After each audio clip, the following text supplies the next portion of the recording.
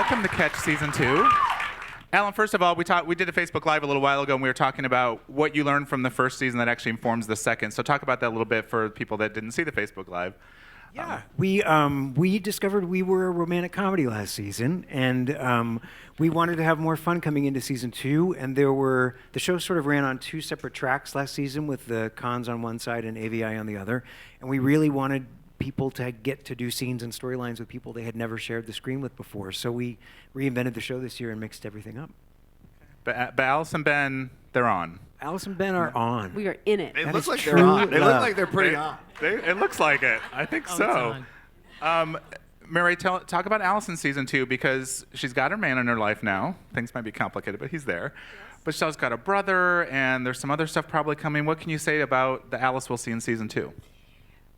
Now that her love life is basically squared away, we needed to make more new problems for Alice. And so as you see at the end of the first episode, we're going to throw her in a room with Margot Bishop a lot. And then also T.R. Knight comes in as her brother. And with him comes all kinds of past secrets and where she comes from, and just kind of messy family dynamic. Yeah, what I'm guessing Alice is going to take on our girl Sonya here as a client, because she kind of needs her. The business-wise, she needs her. AVI has nothing. They have no clients. They have no money. They have nothing. We need each other. I basically rescue them. Yeah. It's and all vice thanks versa. to Margot. Well, what will it be like when we see these two have to really get together? Sonya, what will we see? How will Margot treat Alice, for one? Will she actually treat her with some respect? You know, they were some of the funnest scenes I did this season, were the scenes with Alice and Margot. It's so fun because Allan writes really, really strong women, and neither of us have to or do back down in the face of the other. So they're feisty scenes. I like it. And they have this shared person of Benjamin Jones, and it's an interesting dynamic. They're equal parts respect and apprehension for one another. Yeah. It's really awesome story. Can you say, Sonya, are Margot's feelings for Ben, are they in the past? Or Are anyone's feelings ever in the past? I don't know. Yes, they are. Yes, they are, and they're not. There's a level of betrayal, and I think Margot's such a creature of loyalty that betrayal is something that runs pretty deep, even if the love isn't there. But there are other complicating factors that are going to mess up her and Ben. Well, does Margot have the very pretty man that got killed there at the end? Does she have feelings for him at all, or is he just kind of a boy toy? I don't remember him. Who? He looked really good with his shirt off. That's the guy. Margot doesn't remember him. Well, let me ask you, just since we have a lot of actors in the audience, when you're playing somebody who is a villainous character, how do you play it? Because some people could play it way too big, twirling the mustache kind of thing. How do you approach it? I have no mustache, so that's a real leveler. No, we were talking about this earlier. I don't think of Margot as a villain. I mean, it's a swift shorthand to say that in a press situation. I don't think of Margot as a villain, and I think that's the answer, is you don't ever approach anyone as the villain or the heroine. You just dive in and see what makes them human. Gina, we meet you in this first episode. Welcome to the show. Thank you. Well, so you traded in the law firm for the FBI, but Justine's is a little different than Jessica. What will we find out about her as these episodes start rolling out? Well, hopefully you'll like her. She is right there in the tradition of strong, powerful women that do not back down. I'm in excellent company here. The scenes that I've got to have with Mireille, it's certainly that same play. Thank you, Allan. What intrigues me about her, what I love playing about her, is she is absolutely on the side of right. How she gets there, she kind of blurs the lines. You'll see her footprints on either side of the line, which makes it interesting and fun. Will we see layers pulled back as the episodes go on? Does she see what her home life is like, or what her personal life might be like? You certainly get a glimpse into her personal life and her romantic life. I like it. Rose, Valerie, I guess after this episode, she's a single lady. And Says who? well, How do you know? Are you giving That's away true. spoilers over there? I hope he comes back. I mean, he was great. What can you say to Valerie's journey in this season? I mean, one, the firm is trying to get kind of rebuilt, but personal life, and we see you got a little baby bump in real life. I don't know if that's carrying into the show at all. Well, that's the big secret. No, I'm joking. No. Yeah, I think Val's main focus is getting AVI back afloat because we are down in the dumps, as you can see. So we kind of have to start back from the beginning. And it's we have a long way to go.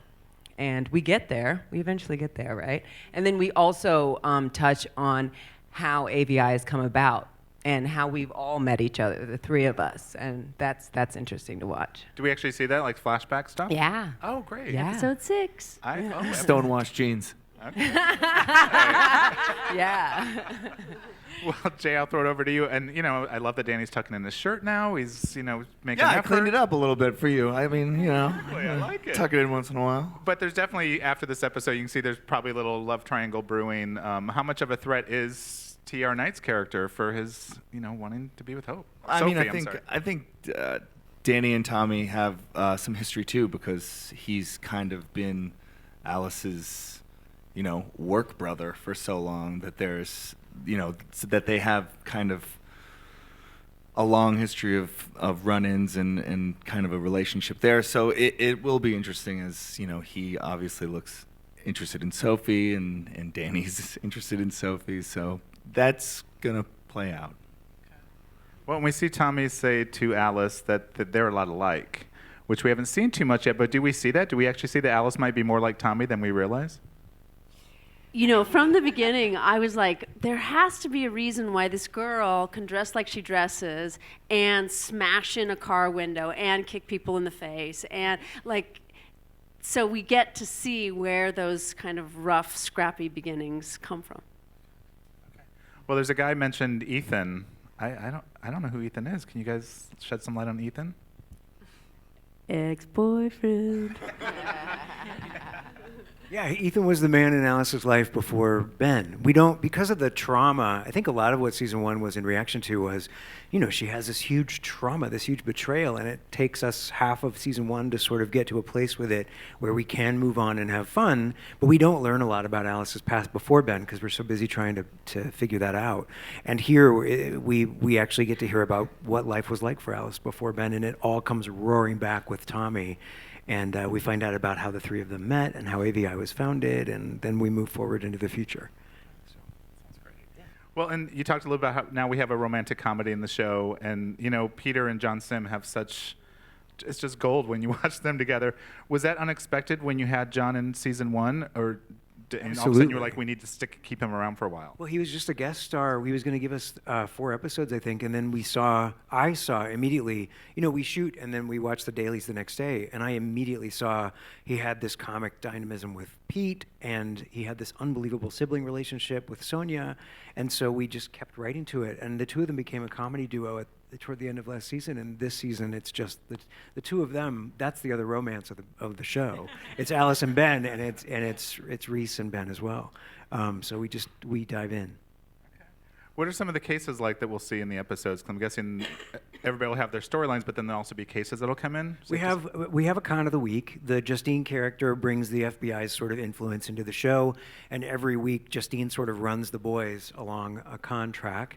And then when Tommy re-enters Mireille's life, he brings in a whole host of issues that we're going to get into. Can you just say that part again when Justine runs the boys? She runs the boys. I'm going to get in so much trouble. Pete Krause is going to hate that, but he holds his own, so to speak. There are some reversals in that relationship as well. But we decided this year we weren't going to have cases of the week. We weren't going to have clients coming in and hiring Alice and Val and Danny on screen. That's all happening sort of off screen. On screen, we're more concerned with their personal lives and the secrets that sort of we're discovering along the way for all three of them. So, there are a lot of surprises along the way. Is everybody in the office on board with Alice and Ben? I'm looking at you guys, because in the first season it was a lot of don't trust him, we don't know what's going on, but are they on board? Or is there still, what do you guys think? Well, we respect Alice and we respect her decision, I guess, ultimately, but it ain't easy, that's for sure.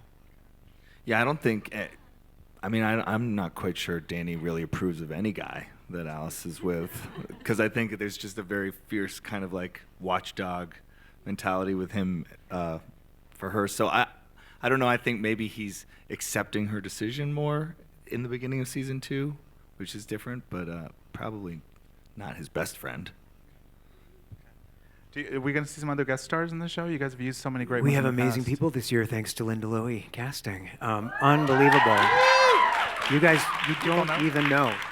You don't even know what you're in for this year. We have so many guest stars who I would want to make a series regular now after having worked with them this season. I'm so excited for everybody to see. I don't want there to be too many spoilers, but unbelievable people, I think. And I just want to keep all of them around forever now. Okay. And Linda's here, correct? Yes. I see her over there. Linda Lowy, our casting goddess.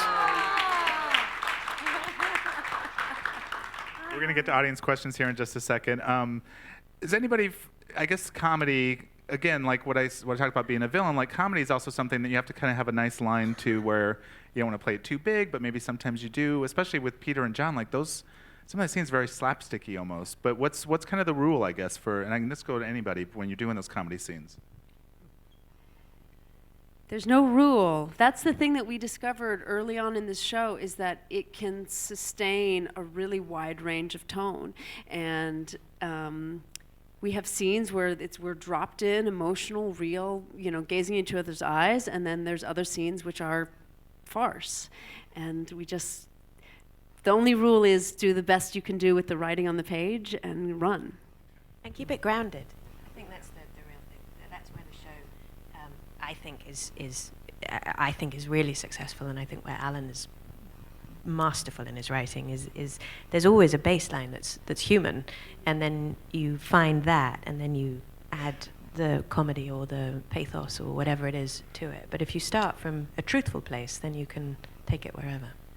And you're so invested in these characters that when that actually happens, when the absurd rises out of this reality base, you go with it, because we trust and we believe that this is actually happening. And I know that happens in real life as well. You find yourself in these dark places or these difficult places, and to survive, you go to these ridiculously dark, humorous places, and that's what saves your life, and so I think we have a lot of that. The characters also seem to recognize how, slyly recognize how absurd the situations can be. It's very self-aware. The characters know none of this makes, Alison Bennett, is this going to make sense? Not at all. The characters know. So I think that helps, because the characters sort of recognize, this is really insane, isn't it? Yes, it is. You can get away with almost anything. And very fun to watch, right, everybody? All right, well, we've got some amazing actors here, so I'm going to let you guys ask some questions for a while. Raise your hand. We've got somebody with a mic, I think. There we go. Hi, I'm Hannah. I'm a performing arts student here. Question for the actors, especially Rose with the little baby coming on the way. How do you guys balance being a working actor as well as family? I know that's a huge juggle. Do you guys have any tips or tricks that you guys use in your life? There's no balance. I'm just going to flat out say that. You are either toppled into one or the other. The balance is just teetering from one extreme into the other. I actually resent the notion that there is a balance. I think it does women a disservice. I really do. I think you're far better off knowing that you are going to spend time at work away from your children. You're going to hate it, but you're also going to love it, because it's really good to not be with your children. And then you're going to go home to your kids, and you'll be like, yay, I'm here, and I really miss my job. So you just, that's it. There is the idea that there's some equilibrium is, I think, a myth that we, as working women, it's incumbent on us to dispel, or me, anyway. No, that's right. You keep as many balls in the air as you possibly can, and do as good a job as you possibly can, knowing that you're going to drop a ball, and hopefully it's not, or two, and hopefully it's not the kids. I think you don't have a plan. You just take it as it comes. Yeah. And But you that's find absolutely right. people to help you, because Yeah. you cannot be more than one place at a time. You only have two hands. There are only so many hours of the day, and you do have to sleep a couple of them to survive. So you need good help. Yeah, and think of it too as, I mean, what a blessing, right? What a problem to have, to be able to have these two extraordinary things in your life that you're passionate about, that you love, that you care about. And that helps to buoy you into making it work, you know, as best you can, and know at the end of the day you've done your best. And with the help of people around you and the understanding of people around you, you know, that's a gift. And I think it's an important, you know, I have conversations with my little daughter, and I say to her, everybody has to work. Everybody in the world has to work. That's life is work. And so an important thing to try to do is to find work that you also love. But one way or another, you have to work because you have to eat, and you have to have a house, and you have to, and I think if they have that example to look at, then that it's good teacher for them. Good question. Thank you. Next question. Right here in the front. Hello, my name is Ellis. I'm a performing arts student at SCAD, and I was actually here for the premiere of this show last year, so it's kind of cool being back for like round 2. And it's so fun seeing the characters and where they are, the ones that were there for season 1, and especially for Alice's character, how fun for you to get to cultivate such a strong, spunky, smart woman. And I guess my question's pretty simple, but just like as an actor, how has the experience been like for you to cultivate a character like that? It's awesome. Every job is very different. The dynamic on set is really different. We are so lucky here. We have a showrunner who is the most collaborative that I've ever worked with, and we're like madly in love with each other. And and it's fun. We're making something fun that makes people happy, and that feels good. Hello, my name's Ayla. I'm also a performing arts student here at SCAD. I was just wondering what type of research you all have done to procure these characters, such as FBI agents and workers of a detective agency, and how you found your grip into their realities. I read a fantastic book that came out last year, and I'm going to just butcher the title, but I think it was called The Art of the Con.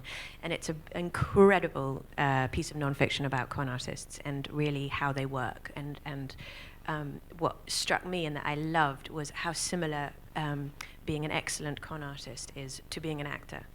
And that a good con artist is constantly reading behavior all the time for clues and tips, and then mimicking behavior to reassure the other person that they're in good company. So I was just adored this book. I mean, I gave a highlighted copy of it to Allan and anyone else who would listen. I just thought it was brilliant.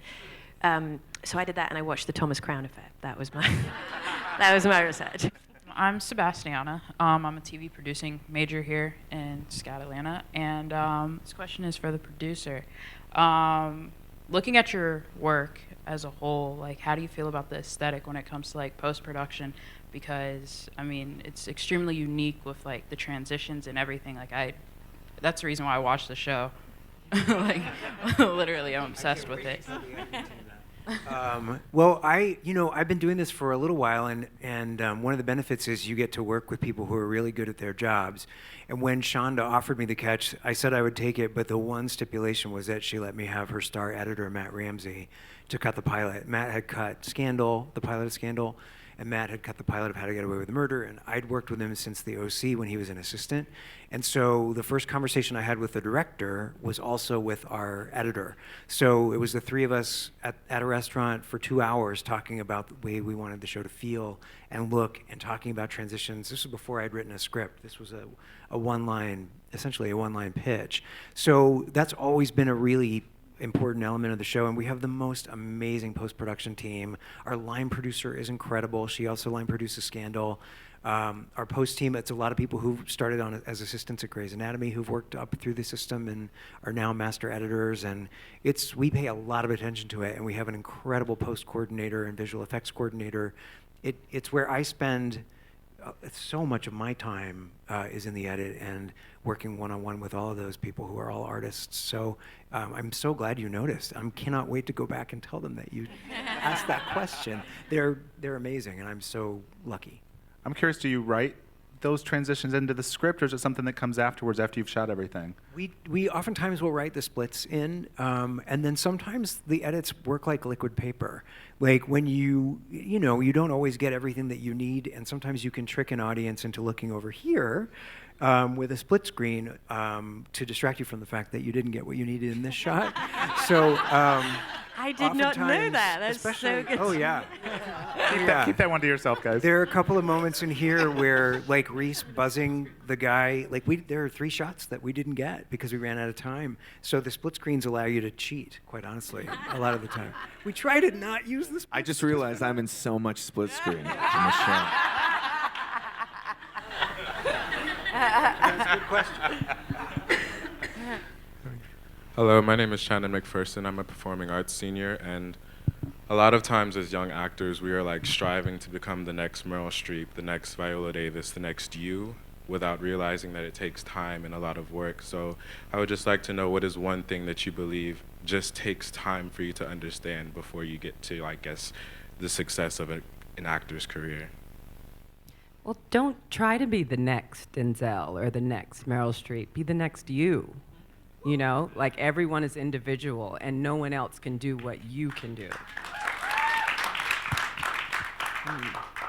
And stay in it for the love of the game, for the love of what you do. Because you'll be in it for a long time. Yeah, because you'll be in it for a long time, and that's truly the only thing that will sustain you. If you're in it just to see your face, 30 stories high or whatever it is, that's cheap fuel. The love of what you do is what will sustain you and will propel you forward and for the long haul.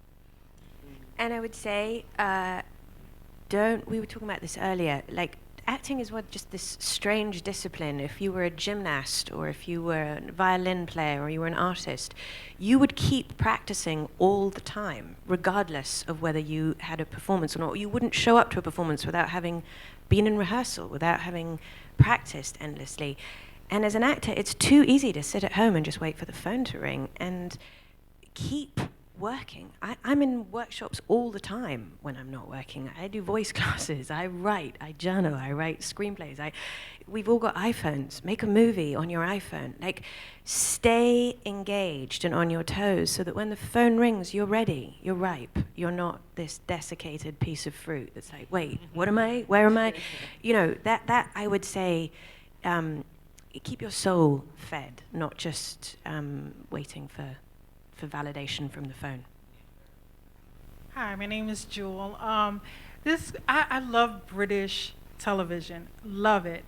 And I just wanted to know, was it intentional to have British actors and actresses come together in this, American show? But if it was or wasn't, I just wanted to tell you that I love it. But I just wanted to know, was that something intentional? Yes and no. I knew that Sonya's character was going to be this sort of. I wanted her to sort of be, the sort of younger Judi Dench to Pete's James Bond. I knew that was an element, and that she basically was going to be running this crime family. And then it was a happy accident. I had one friend say he had just finished shooting the season finale of Downton Abbey, and he said, Leslie Nichols in town. You should put her in your show. And I was like, I should. I love Mrs. Patmore. So we called Leslie, and she was available. And then another friend told me that John Sim, who's an actor I've adored for over a decade, I love his stuff. He played the Master in Doctor Who, and I was a huge fan. And she said, if you've got anything for John, he might come over and do a couple of episodes. And I was like, I'll write something right now. And that all happened while we were shooting the pilot. So it was early enough that I was able to go to the network and say, could I get Leslie Nichols and John Sim? And then it folded in so nicely with Margot's storyline. So, and I feel like the show radically changed when John arrived. And then we all sort of saw what the show was with him, and it blossomed in such a way that we just couldn't let him go. And then Leslie came on at the end of last season, and suddenly it just happened. Then we were hiring Nick to play Jameson, and suddenly, this British crime family became the heart of this really odd American television show. So it was very organic, but I can't say that I planned it. Hi, I'm Clarissa Barton. I'm a performing arts student, and I'm about to graduate. And I wanted to ask you guys, what advice would you give us actors that are about to start our career?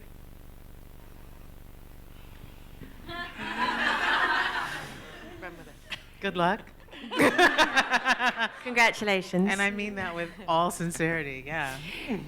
The thing that really helped my transition to Los Angeles, I was in New York for 10 years first, so that was a whole other chapter. But something that really helped when I moved to LA, because LA was tricky. It's a tricky city. You know, you have to know where you're going when you get in your car. You have to point yourself somewhere. It's easy to feel isolated, and so this example just. I found Taekwondo. This doesn't have to be Taekwondo, but what I found in that was somewhere to show up every night where people were happy to see me. It was goal-based work that had nothing to do with acting. So I was able to mark my own progress in something. If my auditions were terrible or there were no auditions or whatever it was, tonight I was going to be among people who liked me and I was going to work on that front kick, you know? And it changed my world. It changed my progress and it changed my work because it wasn't all hanging on those 3 minutes in the room. I had somewhere I was going after. I think if you can find something else that you're actively engaged in that gives you joy, your acting work will open up. Do you think it matters location? Like if you want to do TV, is LA the place to be? If you want to do theater, New York's better, or does it not really matter? It doesn't matter anymore. Be where you're happy. And also surround yourself. It's important to surround yourself with positive people that are doing things, that are doing positive things. That, you know, it goes to what you were saying before, keeping yourself active, keeping yourself juicy and creative, and surrounding yourself with other people that are doing the same, instead of sitting there and becoming bitter and twisted. Hey, my name is Kamisha, and I have a question about the show.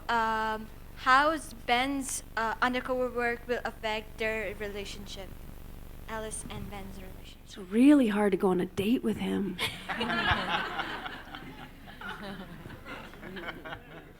There's a lot of sneaking around. There's a lot of hiding. Sneaking around. But it keeps the stakes high and it keeps things sexy. But I mean, you know. And because this season is about her past and her working on her own demons, the fact that he's not around gives her space to deal with some of that stuff without him watching. Is it safe to say we might see Alice pulled into some of these undercover things? You were last season. I think there's a couple. Yes, You're complicit. There are a couple moments when I'm complicit. Yeah. Well, thanks everybody for being here. Thank you, everybody from the cast. Thank you. Thank you so much. Thank you.